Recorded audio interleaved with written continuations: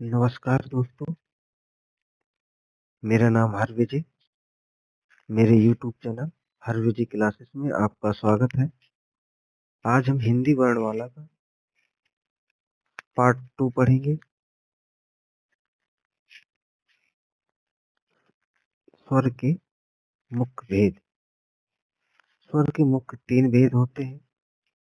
मात्रा के आधार पर हास स्वर, दीर्घ स्वर और प्लुप्त स्वर।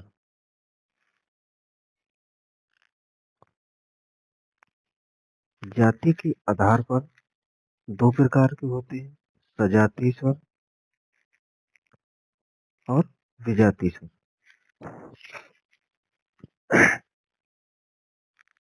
अब हम पढ़ेंगे हास स्वर।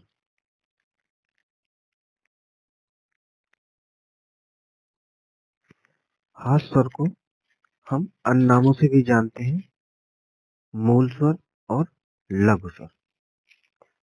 हास स्वर वे होते हैं, वे स्वर जिनके उच्चारण में सबसे कम समय लगता है, उन्हें हास स्वर कहते हैं।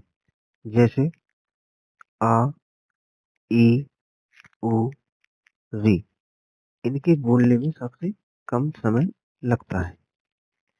अब पढ़ेंगे हम दीर्घ स्वर।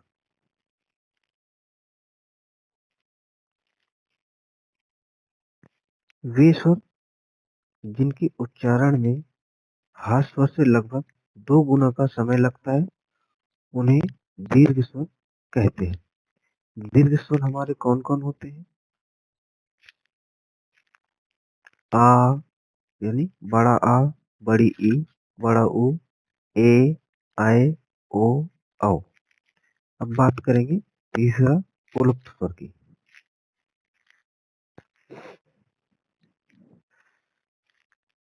प्लुप्त स्वर वे स्वर जिनके उच्चारण में हास्य स्वर से 3 गुना का अधिक समय लगता है, उन्हें प्लुप्त स्वर कहते हैं। जैसे ओम, आओ, राम। अब बात करते हैं संयुक्त स्वर की। संयुक्त स्वर या हम इन्हें बोलते हैं संयोग स्वर, जो 2 स्वरों के मिलने से बनने वाले स्वर को संयोग स्वर कहते हैं।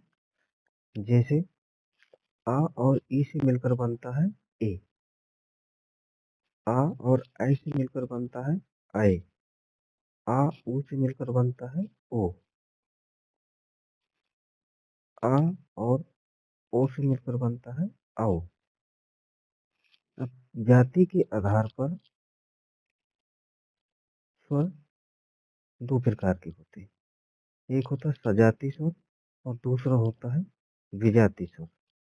सजाती स्वर जो स्वर एक ही स्थान पर बोले जाते हैं, जैसे आ, ई, उ, ए, ऐ, ओ। अब बात करते हैं विजाती स्वर की।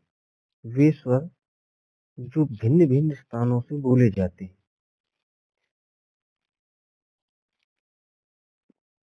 अब मात्रा के आधार पर स्वर की परिभाषा पढ़ेंगे। वर्ण के उच्चारण में लगने वाले समय को मात्रा कहते हैं। मात्रा के आधार पर स्वर 3 प्रकार के होते हैं, हास स्वर, दीर्घ स्वर और प्लुप्त स्वर, जिसे हम त्रिमात्रिक बोलते हैं। हास स्वर को एक मात्रिक बोलते हैं, दीर्घ स्वर को 2 मात्रिक बोलते हैं और प्लुप्त स्वर को 3 मात्रिक बोलते हैं। हास स्वर हमारे 4 होते हैं और दीर्घ होते हमारे 7। कितने होते हैं? 7। और प्लुप्त में कोई गिनती नहीं। एक मात्रक जैसे आ, ई, उ, रे।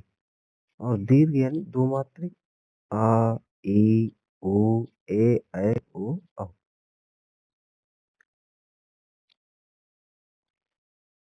थैंक यू दोस्तों। अब अगला पार्ट हिंदी वर्णमाला का आपको अगले डे मिलेगा। अगर